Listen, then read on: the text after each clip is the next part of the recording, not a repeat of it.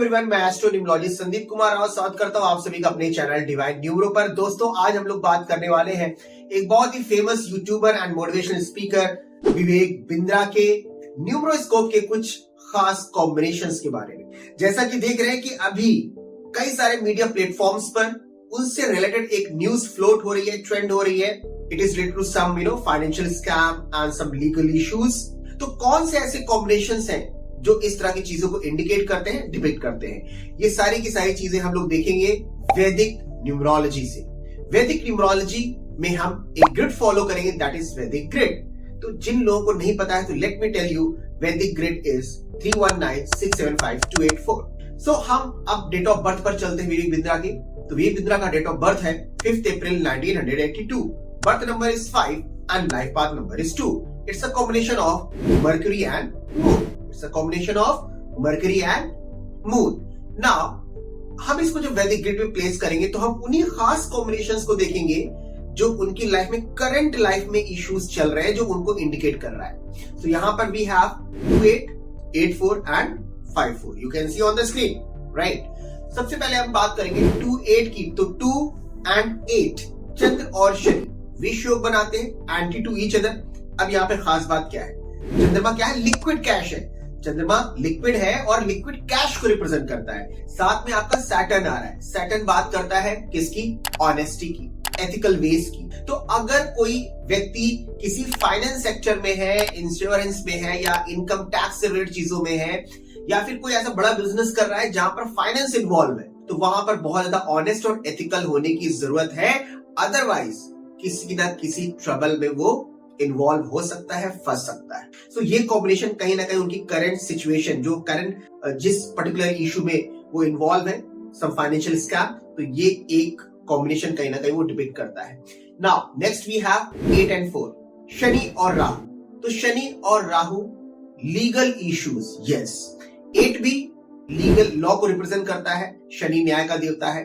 4 number is good for lawyers. 4 number भी law को represent करता है। लेकिन जब 8 and 4 साथ में आ जाएंगे, it will show legal trouble, legal issues. And definitely जब इनका इन्वॉल्वमेंट स्कैम में हुआ, उसके बाद ऑब्वियस सी बात है लीगल इश्यूज में इन्वॉल्व होना ही होना है, लीगल ट्रबल आना ही आना है। देन वी हैव 5-4 कॉम्बिनेशन, बुध और राहु।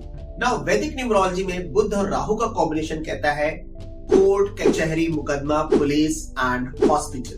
इनकी एनर्जी को वो रिप्रेजेंट करता है। सो यहाँ पर बुध और राहु का कॉम्बिनेशन भी उनके current legal issues, legal trouble को शो करता है।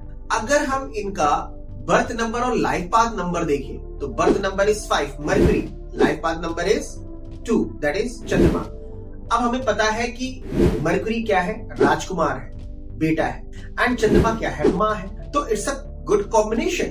माँ बेटे को प्यार करेगी, लेकिन वहीं पर चंद्रमा जो है, माँ जो है, लिक्विड कैश भी है, और 5 राजकुमार, मतलब मर्क्यूरी राजकुमार है, बेटा है। तो बेटे को जितना पैसा मिलेगा या जितना ज्यादा पैसा मिलेगा, कहीं ना कहीं वो गलत ट्रैक पे आ सकता है, उसकी हैबिट्स बिगड़ सकते हैं और किसी गलत चीज में इन्वॉल्व हो सकता है।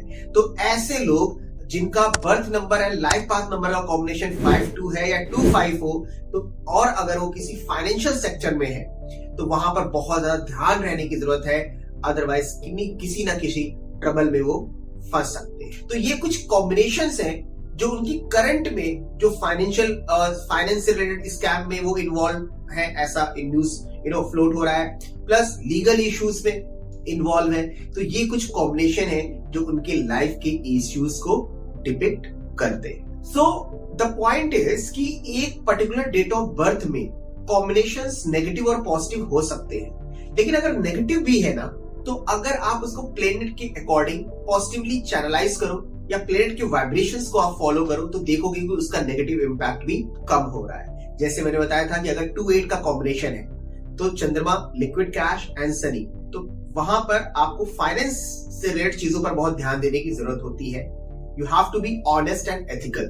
तो अगर आप शनि के वाइब्रेशन को फॉलो कर रहे हैं, वहां पर आप एथिकल है, ऑनेस्ट है, तो कहीं ना कहीं आप उस ट्रबल से बच सकते हैं। ऐसे so many other things are there to be considered. So this was a bit analysis of the chart of Vivek Bindra related to the current issues in his life. Thank you so much.